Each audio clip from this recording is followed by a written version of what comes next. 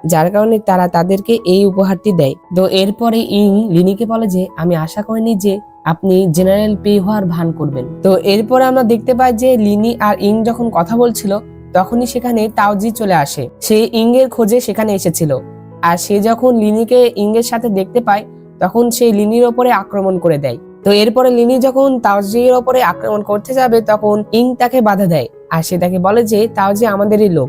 তো এরপরে তারা সকলে এসে হুয়াং ইউকে বলে যে আমাদের ভাইরা বাইরে থেকে জানতে পেরেছে যে একটি বড় বাহিনী আমাদের দিকে আসছে, আর তারা নিজেদেরকে জেনারেল গুজির প্রধান সেনাপতি বলে দাবি করতেছে, আর তারা আমাদের দুর্গ দখল করতে আসছে, আর তারা আমাদের সকলকেই হত্যা করবে। তখন তারা সকলে মিলে তাদেরকে হত্যা করার প্ল্যান করে, আর তখনই সেখানে লিনিরা চলে আসে।